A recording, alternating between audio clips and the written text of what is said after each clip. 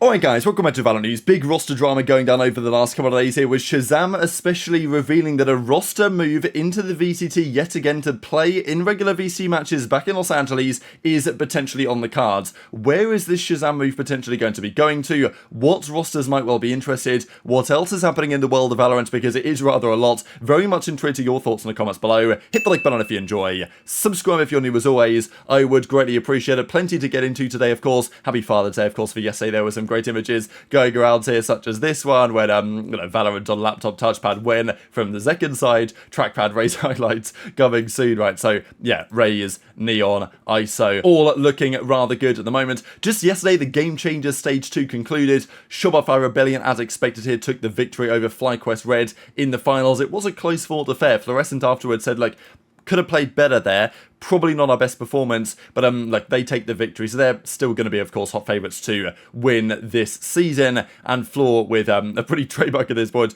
111 kills over the 5 maps that were eventually played. But yeah, SR, I wouldn't say they're looking a bit more vulnerable because, you know, it feels to me that whenever they want to win, they just tend to win. And when it mattered, they went 13-8, 13-8 over the last couple of maps of the series.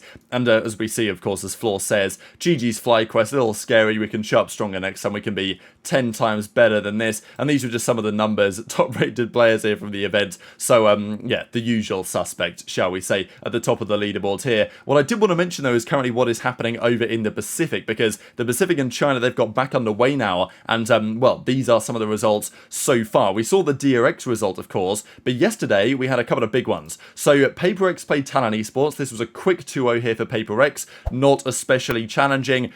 And also in this series, Something managed to break the record effectively for the most ever kills, at least in the Pacific, so far this year. He actually crossed the 1,000 kill threshold yesterday, which was, yeah, really impressive. 1,000 all-time kills in the VCT Pacific to PaperX Something. So yeah, what an achievement from him. I'm sure others will join him, of course, in due course. But 13-4, 13-7 over Talent for PaperX. So they're back to their normal ways. But just concluding, by the way, RRQ versus DFM. There's been talk about these two respective teams. RRQ, how good they actually are, and of course DFM, because yeah, they've tried to improve things, right? They've tried to change things around. They've tried to take things to the next level.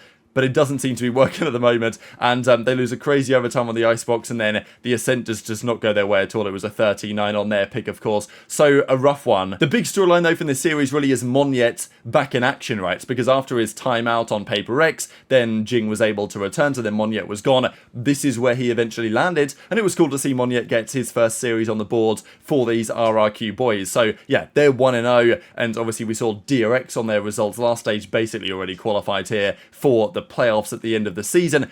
And this is where we currently sit. Obviously, in the other side, Gen.G, they took down T1 as well. 2-1 yesterday, and Team Secret, of course, also got their first win on the board. That was the other series that I wanted to mention, really, was, you know, the Gen.G 2-1 against T1. I'll just go through the maps real quick, because this is a pretty crazy series. The split, they eventually won. T1 then took the game too. So, yeah, Gen.G, despite being the champions of Shanghai, not so clear that, you know, they're just going to be touring everyone from here to the ends. And that was the thing with Gen.G even before the tournament, really, that they were looking good online, but they weren't exactly looking absolutely dominant online. They turn up to LAN and play much better. Bleeds, though, go down to Team Secret, and, you know, we talked about Ye yesterday and some of the implications of what's going to happen next for Ye. I think for Ye's side, he will certainly be hoping that this team doesn't just go on to do all that much. Now, Team Secret, they had a 10-2 half on the Ascent before then getting absolutely 0 attacking rounds. But thankfully for Team Secret, Bleed still aren't very good, and it was a 13-8, 13-8 to close out the series on the last color map. So Ye's gone. It's not like Bleed are now all of a sudden going to be a good team. Are they going to be better than before? Maybe, but,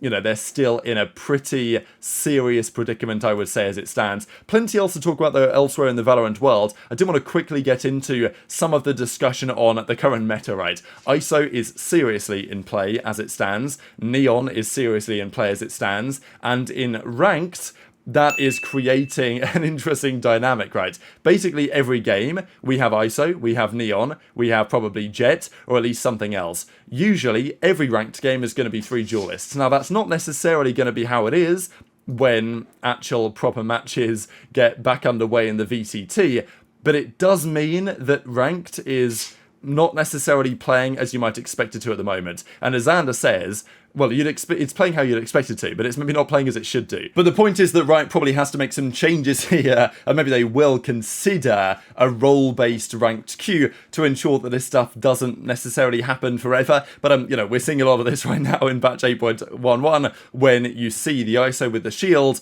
and you think, yeah, it's time to absolutely start running the other way, because it's just a scary sight right now for absolutely anyone in the world of Valorant when you see not only an ISO already with a shield, but after he gets a kill to then, you know, get a new shield. It's pretty wild. And right now ISO has gone from arguably being the weakest agent to one of the weakest agents in the game to potentially, maybe even quite possibly, the very strongest. So, you know, you've got to consider there are some ways to potentially counter this, you know, use an Odin or whatever to try and break the shield before he gets a chance to come through and absolutely dominate, but it's not really ideal when you've got to change your entire defensive strategy around countering one particular agent on the other side.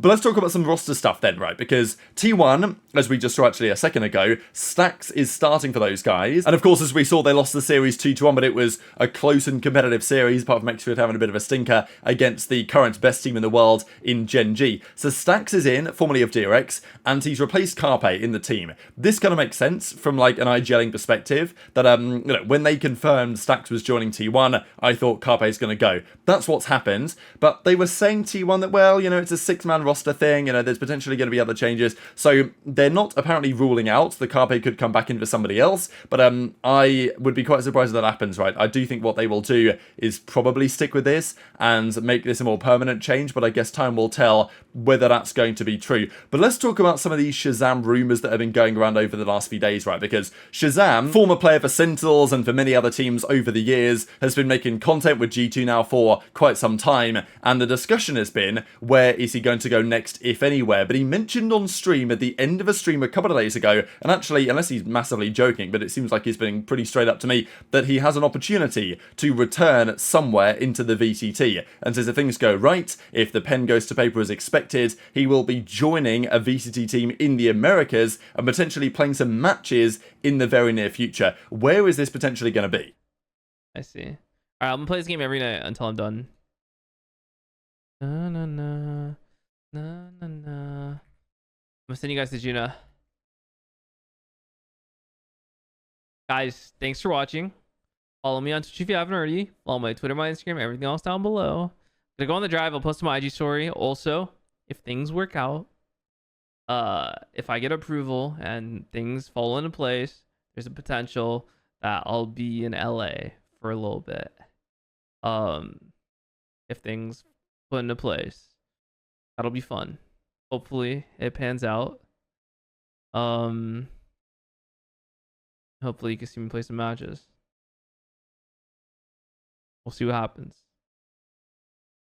If I get approval and then things work out, there's a potential that a team needs a sub, and I was asked to play. So very much intrigued to your perspective in the comment section. I know the speculation on the Reddit was potentially around Crew Esports, right? Because you look at the Americas teams, it's not going to be NRG, it's not going to be Sentinels. Is it going to be Cloud9? You know, I'm not really convinced that makes much sense. Is it going to be, you know, 100 Team? No. Is it going to be G2? No. So, where do you go from there? It's not going to be Lev, it's not going to be Loud. So you're kind of running out of options. It's not going to be MIBR, it's not going to be Furia. So, you know, you go through the list of 10 teams and you think the only one that might make sense is Crew, and even that, you know, it's not super clear that it would, but it is possible given the roster they have and, you know, the languages that are spoken, and he's been, you know, dewing up a little bit with Shy and Kesnit. There is something in that potentially. So, intrigued to your thoughts in the comment section below where this might potentially go next, but hit the like button if you enjoyed, subscribe if you're new, take care, and I'll see you next time.